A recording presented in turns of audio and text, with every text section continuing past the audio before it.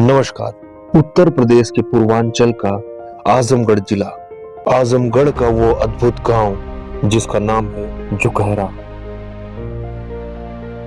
तो आइए देखते हैं क्यों है ये गांव इतना खास। जुकहरा गांव जो विभूति नारायण राय की जन्मभूमि है। हम 28 नवंबर 2024 को जुकहरा गांव में श्री रामानंद सरस्वती पुस्तकालय पर गए। वहां एक कार्यक्रम चल रहा था जिसमें प्रगतिशील लेखक संघ इप्टा एस्कॉफ के कुछ पदाधिकारी मौजूद थे। पता लगा कि प्रख्यात स्तंभकार लेखक प्रगतिशील लेखक संघ के राष्ट्रीय कार्यकारी अध्यक्ष श्री विभूति नारायण राय साहब का आज जन्मदिन है। यह जन्मदिन इसलिए भी खास था क्योंकि 1975 बैच के आईपीएस श्री विभूति नारायण राय जी का उम्र के 75वें वर्ष में प्रवेश हो गया। लेकिन बिल्कुल अगर राय साहब को हम लोग देखें कि मैन ऑफ इंग्लिश होने के बावजूद भी आपने हिंदी की दुनिया में एक से बढ़कर एक रचनाएं लिखी हैं। घर आपका एक महत्वपूर्ण उपन्यास है और शहर में कर्फ्यू, जहाँ की इलाहाबाद में रहते हुए जब सन 1980 में जो इलाहाबाद में दंगा हुआ था, हिंदू मुस्लिम एकता जहाँ पर खंडित हुई थी, उसी को आधार बनाकर आप पुलिस विभाग में रहने के बावजूद जिस तरह से एक बड़ा उपन्यास शहर में कर्फ्यू लिखा है, ऐसे छोटी जगहों से निकलकर आज पूरे देश के एक महत्वपूर्ण मानचित्र पर आपका नाम है और हम सारे लोग भी आपसे जुड़कर कहीं न कहीं प्रेरणा पाते हैं। अब की जाड़ा में फिर हमरे गाँवे अइहा चिरई, हलिया दुनिया भर के हमरा के बतैहा चिरई। अब की जाड़ा में फिर हमरे गाँवे अइहा चिरई, नीचे पड़ी पहाड़ समुंदर ऊपरा है आसमान, नीचे पड़ी पहाड़ समुंदर ऊपरा है आसमान। नदी नहर है कहीं कहीं और कहीं खेत खलिहान, तलवा में चेलवा मछरिया चुन चुन खइहा चिरई। स्वाधीनता आंदोलन में बढ़ चढ़कर भागीदारी निभाने वाला आपका गांव जुकहरा, जिसका विकास भी दूसरे गांव की तरह ही हुआ है। जुकहरा में आजादी मिलने के बाद पहला विकास पंचायत घर और सरकारी नलकूप 1950 के दशक में बना। गांव के अंदर नया प्राथमिक और जूनियर हाई स्कूल जो अब कंपोजिट विद्यालय है, एक और प्राथमिक विद्यालय है जो 1982-83 में बना।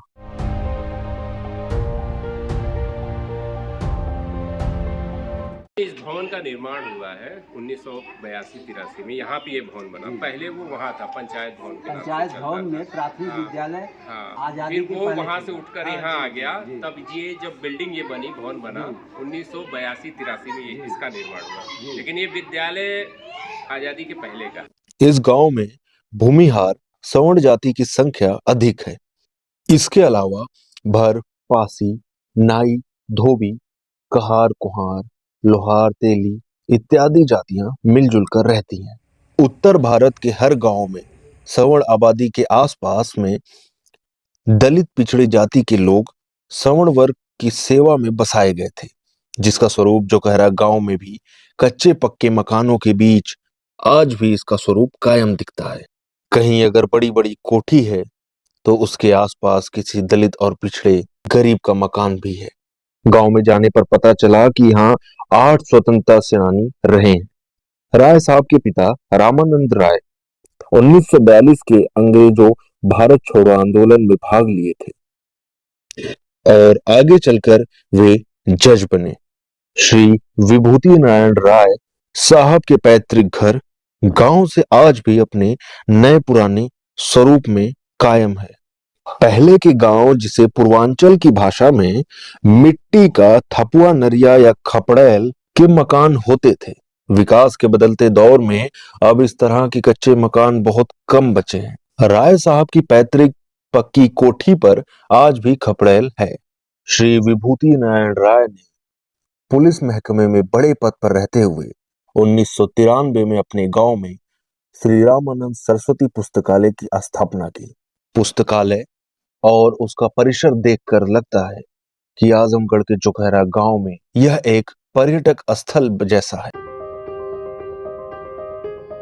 सुसज्जित पुस्तकें, पत्र पत्रिकाओं से पूर्ण पुस्तकालय हर किसी का ध्यान अपनी ओर खींचता है। ऊपर से नीचे तक दीवारों पर प्रगतिशील कविताओं का पोस्टर आम इंसान के जीवन की हकीकत को बयान करता है। बंद और खुला दो छोटे ऑडिटोरियम के पास जलाशय की शोभा लोगों को मुग्ध करती है। उत्तर प्रदेश के उद्योग शून्य और पिछड़े जिले आजमगढ़ और शहर से 35 किलोमीटर दूर देवारा इलाके में जहां आज भी रात में साए साए यानी भयानक लगता है, वहीं जोकहरा गांव में ऐसा पुस्तकालय देखकर और उसके लिए श्री विभूति नारायण राय जी की परिकल्पना और सोच उनके व्यक्तित्व और कृतित्व को बहुत महान और विशाल बनाती है।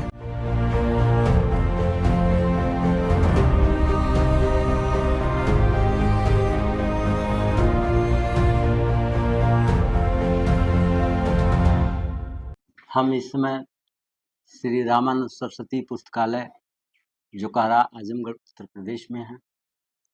आज हमारे साथ पूर्व डीजी, पूर्व वाइस चांसलर, वर्तमान में प्रगतिशील लेखक संघ के राष्ट्रीय कार्यकारी अध्यक्ष आदरणीय विभूति नारायण राय जी अपने पुस्तकालय पर अपने गांव में मौजूद हैं।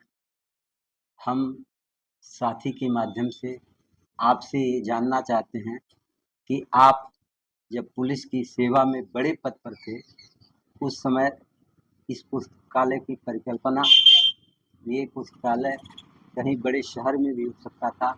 आजमगढ़ का सबसे पिछड़ा इलाका जो देवारा कहा जाता है, जो बाढ़ की विविधता के नाम पर पूरे देश में जाना जाता है, वहाँ आकर के आपने इस पुस्तकालय के पीछे की क्या सोच रही है और इस पुस्तकालय की स्थापना कब हुई, उसके बारे में थोड़ा सा विस्तार से सर से जानना चाहें। देखिए, ये पुस्तकालय मुख्य रूप से पढ़ने की संस्कृति विकसित करने के लिए 1993 में स्थापित हुआ। मैं पुलिस अधिकारी के अलावा एक लेखक भी था। मेरे लिए अपने दूसरे जो समकक्ष लेखक थे, उनकी तरह मेरे सामने भी एक चिंता थी कि हमारे अगर पाठक ही नहीं रहेंगे तो हमें पढ़ेगा कौन। पढ़ने की संस्कृति धीरे धीरे समाप्त हो रही है। बहुत सारे नए माध्यम आ गए हैं जो किताबों की जगह ले रहे हैं। तो एक तरह से ये फैसला तो सिर्फ इसलिए हुआ था, मतलब फैसला कोई मेरा अकेला नहीं था, जितने लोग इसमें शरीक थे सबने मिलके ये सोचा कि हमें पढ़ने की संस्कृति विकसित करनी चाहिए और एक छोटा सा पुस्तकालय बनाना चाहिए। ये अलग बात है कि धीरे धीरे एक बड़ा पुस्तकालय बन गया और इसकी गतिविधियां थोड़ा जिसे आप कह सकते हैं कि उनमें वैविध्य आया, विविधीकरण हुआ, डाइवर्सिफिकेशन हुआ और अब बहुत सारे मुद्दों पर इस पुस्तकालय में काम होने लगा। आज जो हमारे सामने चुनौतियां हैं, खास तौर से जिस तरह सांप्रदायिकता एक बड़े खतरे के तौर पे हमारे सामने खड़ी है और पूरे देश की एकता, अखंडता, आपसी भाईचारा सब खतरे में पड़ा हुआ है। उसमें इस पुस्तकालय का महत्व और बढ़ गया है। ऐसी पुस्तकों का महत्व बढ़ गया है जो भाईचारा बढ़ाने की बात करें, जो प्रेम का संदेश दें, जो सद्भाव का सबक दें। तो इस पुस्तकालय के जरिए सांप्रदायिकता के खिलाफ भी कुछ ना कुछ हम लोग करते रहते हैं। कई बार अखबारों के जरिए और लोगों के जरिए ये भी पता चला है कि ये जोकहरा गांव का श्री रामानंद सरस्वती पुस्तकालय लघु पत्रिकाओं के संकलन के क्षेत्र में एशिया महाद्वीप में एक स्थान रखता है।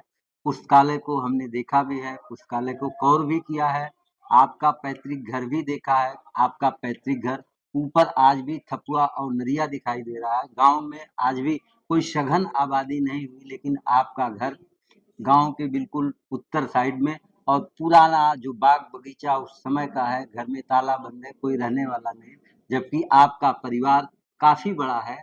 ऐसे में इस लाइब्रेरी की जो महत्ता है और यहाँ आने पर पता चलता है कभी कभी आपके भी द्वारा कि यहाँ से तमाम ऐसे लड़के हैं जो लाइब्रेरी पर आते हैं, नियमित पढ़ते हैं। उनका कई किसी का पुलिस विभाग में और कई विभागों में जो चयनित हो रहे हैं।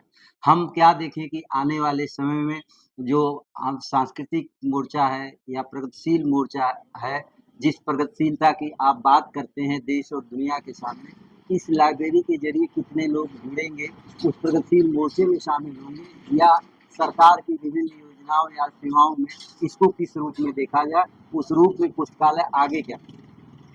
देखिए पुस्तकालय में लघु पत्रिकाओं का एक बड़ा केंद्र है। आपने एशिया महाद्वीप कहा तो उतना बड़ा दावा हमारा नहीं, लेकिन इस देश में हिंदी की लघु पत्रिकाओं का ये मुझे लगता है सबसे बड़ा केंद्र है। जो काम विश्वविद्यालयों को करना चाहिए था वो हम लोगों ने किया है। और बहुत सारे दिल्ली के तीनों विश्वविद्यालय जो महत्वपूर्ण विश्वविद्यालय जेएनयू, दिल्ली विश्वविद्यालय और जामिया, तीनों के शोध छात्र यहाँ आ रहे हैं।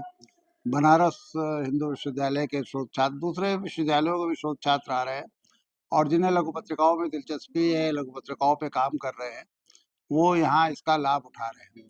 ये तो एक पक्ष हो गया। दूसरा जो आपने कहा कि किताबों के माध्यम से, यहाँ आने वाले अखबारों और पत्रिकाओं के माध्यम से लोगों को बहुत सारी आजकल तो बेरोजगारी सबसे बड़ी समस्या है और ये स्वाभाविक है कि लोग रोजगार के लिए चक्कर में, चक्कर क्या मतलब, रोजगार तो एक तरह से बुनियादी ज़रूरत है, उसमें रहते हैं उसके फेर में और यहाँ आकर के अध्ययन करते हैं, तैयारियां करते हैं, प्रतियोगी परीक्षाओं की तैयारियां करते हैं और बहुत से बच्चे इस लाइब्रेरी में तैयारी करके निकल रहे हैं। तो सर ये अच्छी बात है।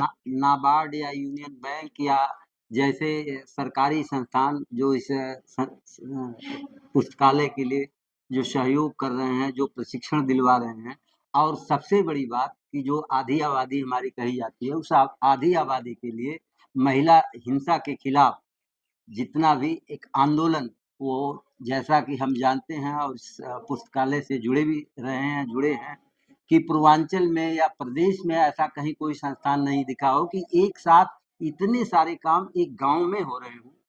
और आज भी कोशिश कर रहे हैं हम और सरकारी योजनाओं का भी लाभ उठाते हैं। जो सरकारी योजनाएं जनता के हित में है, जनता के पक्ष में है, उनका हम लाभ उठाते हैं और जनता तक पहुंचाने की कोशिश करते हैं। वो तो एक किसी भी संस्था का उद्देश्य होना चाहिए, हमारा भी उद्देश्य है। सर, समाज को जिस तरह से बांटा जा रहा है हिंदू, मुसलमान, सिख और ईसाई के नाम पर पूरे देश और दुनिया में, आपने अभी कल के हिंदुस्तान अखबार में आपका एक वक्तव्य छपा है कि दुनिया में अलग अलग धर्मों के अलग अलग भगवान होते हैं। तो ये जो झगड़ा चल रहा है, इस झगड़े को हम किस रूप में देखते हैं और इसका हल क्या हो सकता है भारत के लिए भी और पूरी दुनिया के लिए भी? ये एक बड़ा खतरा है जो हमारे सर पर है और दूसरे महायुद्ध के बाद ये दुनिया में पहली बार एक तीसरे महायुद्ध का की आशंका मंडरा रही है और जाहिर है इस बार कोई महायुद्ध हुआ तो पूरी दुनिया नष्ट हो जाएगी। बहरहाल हम तो एक छोटी संस्था है और अपने जितना हमारा सामर्थ्य है हम कोशिश कर रहे हैं कि युद्ध के खिलाफ, शांति के पक्ष में, घृणा के खिलाफ, प्रेम के पक्ष में, विनाश के खिलाफ निर्माण के पक्ष में हम जनमानस तैयार करें, लोगों को इस बात के लिए तैयार करें। सर, एक छोटा सा प्रश्न, आज आपका 74वां जन्मदिन है, 75वें वर्ष में आप प्रवेश करने जा रहे हैं। हम प्रगतिशील लेखक संघ, भारतीय जननाट्य संघ इक्का के कुछ साथी प्रदेश स्तर के इस आजमगढ़ जनपद के इकट्ठा हैं। ऐसा भी नहीं कोई कि आपका जन्मदिन, आप हम जैसे लोगों को मालूम है कि आपने कभी अपना जन्मदिन नहीं मनाया, लेकिन आज ऐसा मौका है कि जन्मदिन के मौके पर आप अपने गांव में, आप इस पुस्तकालय पर हैं और कुछ एक लोग, बहुत चुनिंदा लोग जो बिन बताए बहुत खुशी में इस आग्रह में आए हैं आपके साथ। केक भी कटा, हम लोगों ने खाया है और कुछ छोटा सा सांस्कृतिक आयोजन भी हो रहा है जो आपकी इच्छा के तो कभी इस तरह की रही नहीं, न आपने कभी जन्मदिन मनाया है।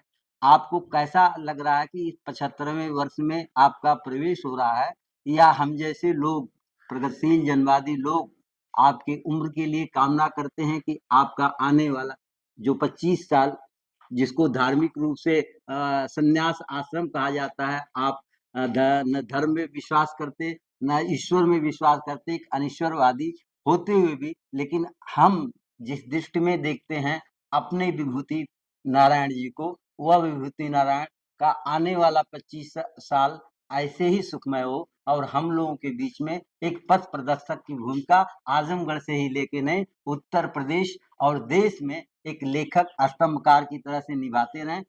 इस निमित्त आपके 2 शब्द साथी के लिए। देखिए, मैं बहुत आभारी हूँ, कुछ साथी इकट्ठे हो गए, प्रगतिशील लेखक संघ के या इप्टा के कुछ लोग यहाँ आ गए और मेरे लिए बड़ा ये सुखद आश्चर्य है और अच्छा भी लग रहा है। बाकी तो अब जीवन 74 साल बीत गया है, 2-4 साल और जो जीवित रहना है, मुझे लगता है कि अगर सक्रियता बनी रहे, जिस तरह से मैं सोचता समझता रहा, वो उसमें कोई भटकाव ना आए, कुछ लिखना पढ़ना चलता रहे, तो मैं बड़ा प्रसन्न रहूँगा। इससे ज़्यादा मुझे कोई गलतफ़हमी नहीं है कि मेरा कोई बहुत बड़ा योगदान होगा, लेकिन इसी तरह से लिखते पढ़ते जीवन बीते, मेरी ये कामना है। श्री रामानंद सरस्वती पुस्तकालय की निदेशिका हिना देसाई, जो गुजरात की निवासी हैं और गुजरात चैम्बर ऑफ कॉमर्स की मेंबर रह चुकी हैं, दुनिया की आधी आबादी यानी महिलाओं के उत्थान और सम्मान के लिए इनके प्रयास से अनेकों कल्याणकारी कार्य महिलाओं की सामाजिक आर्थिक स्थिति को मजबूत बनाने में लगातार जारी रहता है। पुस्तकालय की निदेशिका डायरेक्टर हिना देसाई जो हमारे बीच में है। आज हमने इस पुस्तकालय के संस्थापक श्री विभूति नारायण राय साहब का 74वां जन्मदिन मनाया है और एक छोटा सा कार्यक्रम उनके न चाहते हुए भी हम आपने जबरी किया है। उनकी इच्छा 75वें साल में उनका प्रवेश हो रहा है। इस पुस्तकालय पर आप के बारे में जो हमें जानकारी है कि आप गुजरात चैम्बर ऑफ कॉमर्स की मेंबर रही हैं, दिल्ली में आपका काम, गुजरात में आपका काम, अहमदाबाद में आपका काम, लेकिन उत्तर प्रदेश के सबसे पिछड़े जनपद पूर्वांचल के आजमगढ़, वो भी खासकर देवारा, जहां कोसों मीलों दूर कोई गांव नहीं होता, कोई बस्तियां नहीं दिखाई देती, ऐसे में आप महिलाओं के लिए आधी आधी रात को निकलती हैं, वो भी अकेले कार ड्राइव करते हुए।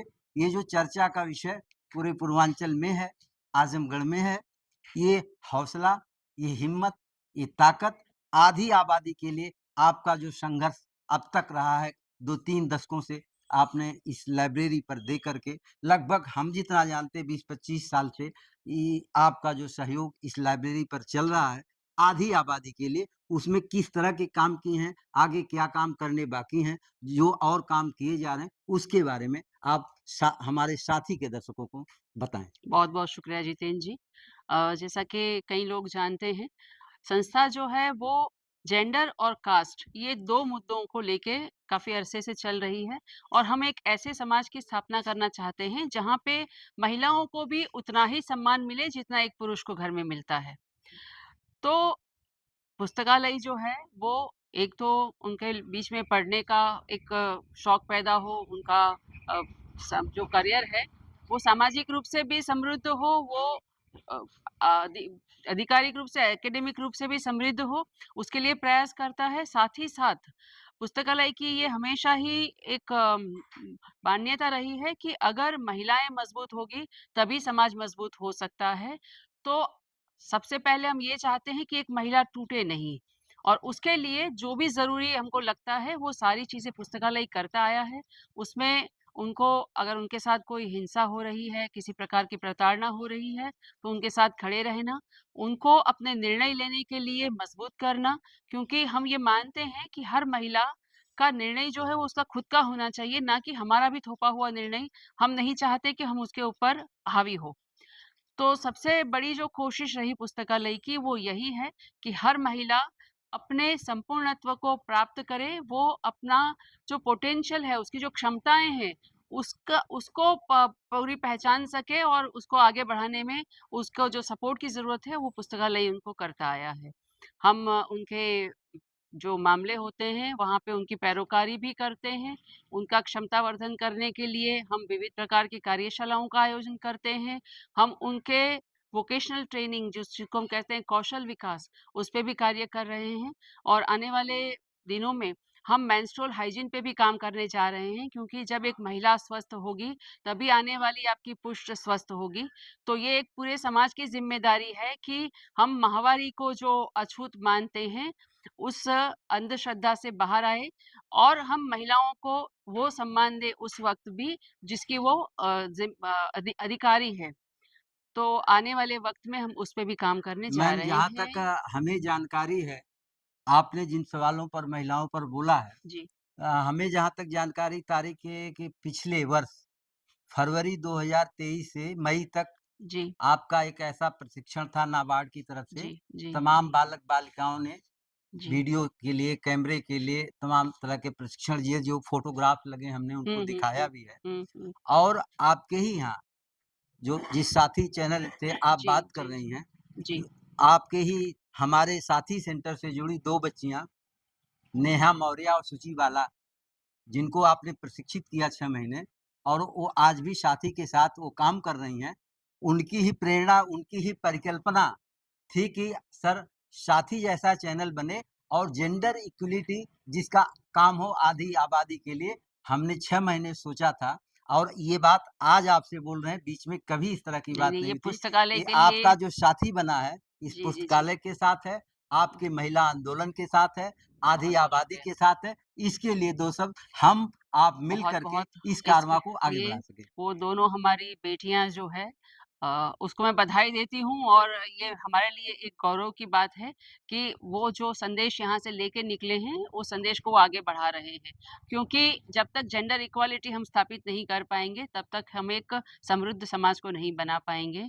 और मैं सुचिबाला, नेहा दोनों को शुक्रिया भी अदा कर रही हूँ, बधाई भी दे रही हूँ कि इस संदेश को आप आगे बढ़ा रहे हैं।